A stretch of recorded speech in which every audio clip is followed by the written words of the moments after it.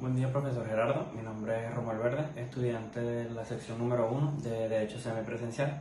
A continuación vamos a realizar la actividad del módulo número 5, que es la exposición.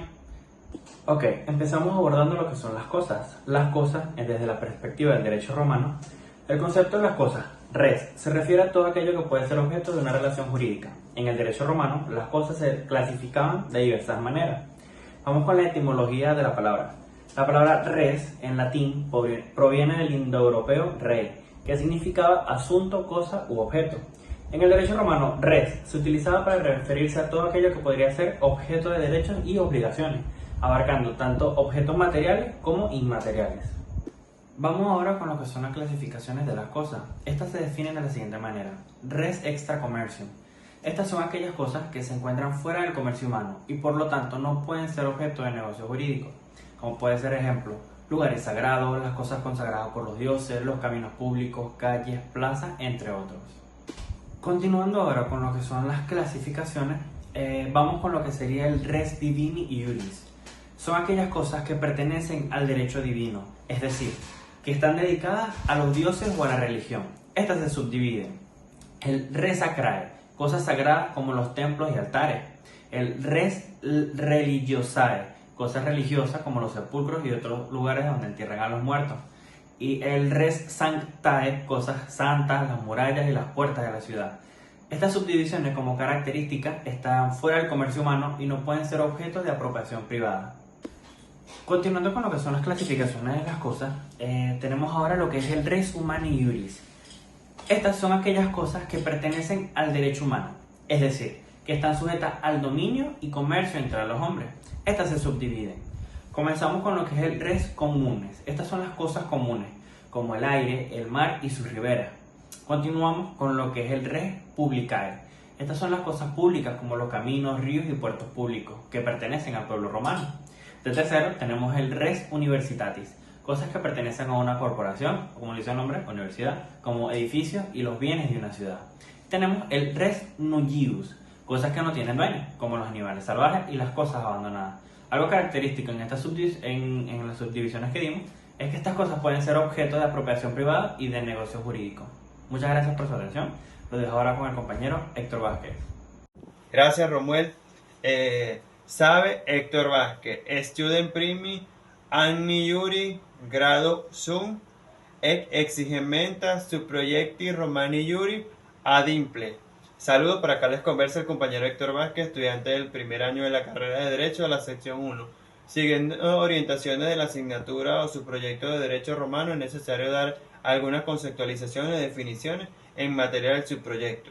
Inicio con la definición de la res in commercio. ¿En qué consiste res in commercio? Son aquellas cosas que pueden ser objeto de comercio y que pueden transferirse de un sujeto a otro.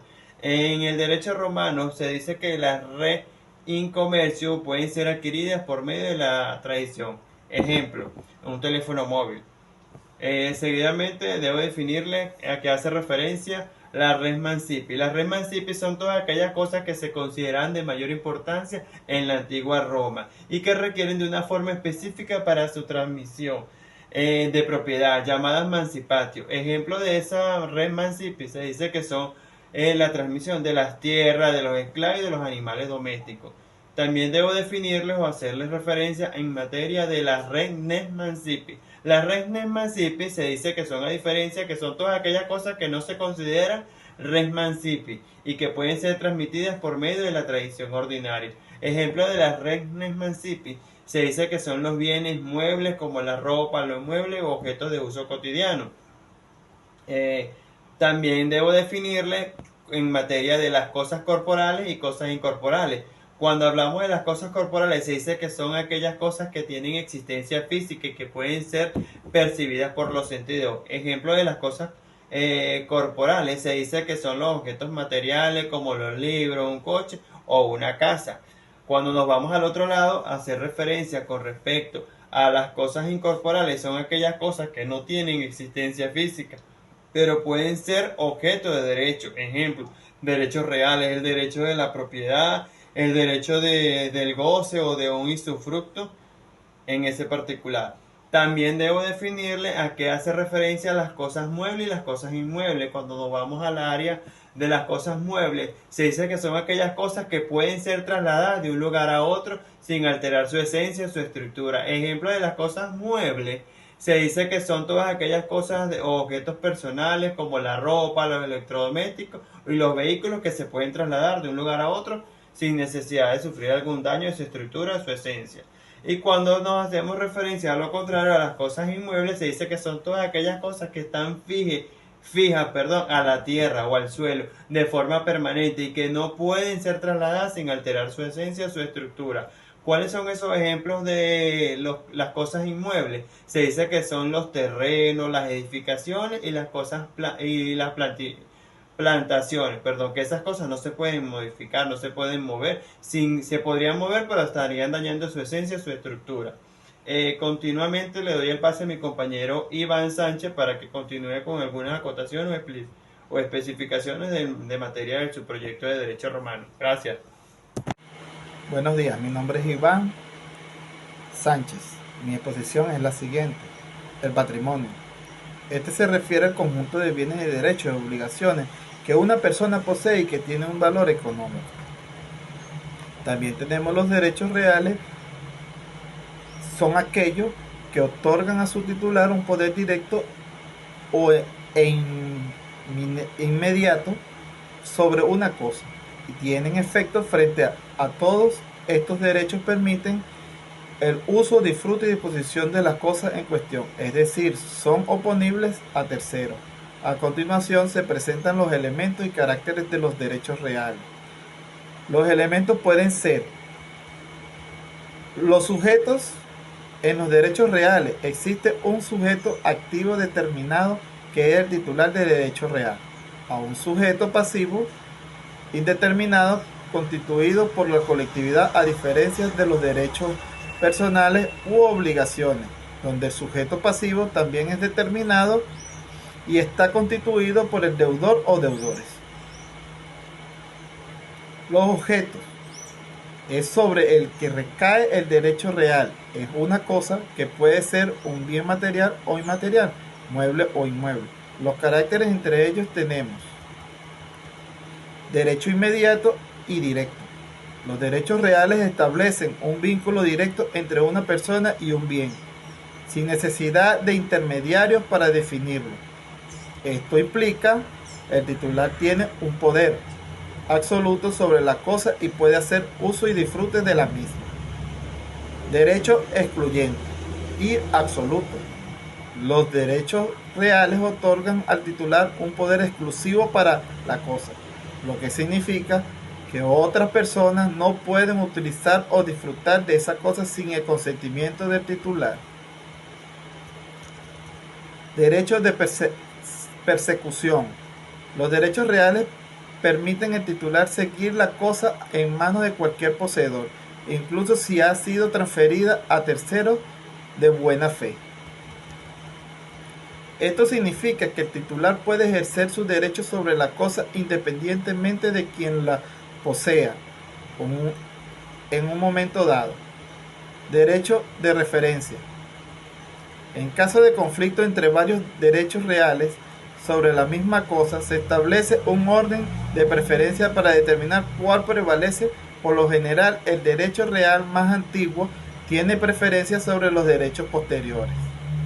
Es importante destacar que los derechos reales se diferencian en los derechos personales u obligaciones, ya que estos últimos generan una relación jurídica entre dos personas determinadas, mientras que los derechos reales establecen una relación directa entre la persona y una cosa. La propiedad se refiere al derecho o la facultad de una persona para poseer y disponer de una cosa de acuerdo con las leyes establecidas, y el concepto de la propiedad abarca tanto bienes materiales como bienes inmateriales y puede tener diferentes implicaciones legales y derechos asociados dependiendo del contexto. En términos generales, la propiedad implica el poder directo e inmediato sobre una cosa, lo que permite al titular gozar y disponer de ella dentro de los límites establecidos por la ley. Para que una cosa pueda ser considerada propiedad, generalmente se requieren tres condiciones: que sea útil, que exista en cantidad limitada y que sea susceptible de ocupación. La posesión. La palabra posesión en español se refiere a la propiedad o tenencia de algo que puede tener diferentes significados. Dependiendo del contexto, aquí hay algunos ejemplos de cómo se utiliza. Tomar posesión de una casa significa adquirir o tomar control de una casa. En el sentido del control o dominio, estar en posesión de todas sus facultades significa tener pleno control y uso de todas las habilidades y capacidades. En el sentido de territorio o dependencia, por decir, Puerto Rico es una posesión de Estados Unidos y significa que Puerto Rico es un territorio o dependencia de Estados Unidos. La servidumbre, derecho real civil. En el derecho de la servidumbre es un tipo de derecho real que limita el dominio de un predio, llamado fondo sirviente, en favor de las necesidades del otro predio, llamado fondo dominante, perteneciente a otra persona. La servidumbre predial es un gravamen impuesto sobre un predio en beneficio de otros predios de distintos dueños. Las servidumbres pueden establecerse por ley o Enfiteusis, derecho real. Enfiteusis es un derecho real que consiste en la concesión de un terreno a una persona por parte de un propietario a cambio de un canon anual y la obligación de mejorar y conservar la propiedad. Tiene la facultad de usar, disfrutar y disponer de la propiedad durante un largo tiempo determinado y renovable. Como por ejemplo, en la antigua Roma, la enfiteusis era utilizada para fomentar la colonización de tierras y el desarrollo agrícola. Derechos personales o de crédito.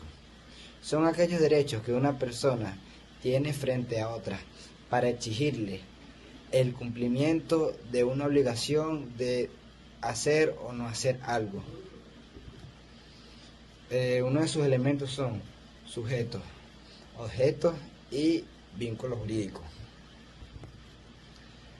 Podemos encontrar los caracteres. Son derechos de carácter patrimonial, transmitibles, relativos, temporales y disponibles. Podemos encontrar la prenda. La prenda es un derecho real que recae sobre un bien mueble para garantizar el cumplimiento de una obligación.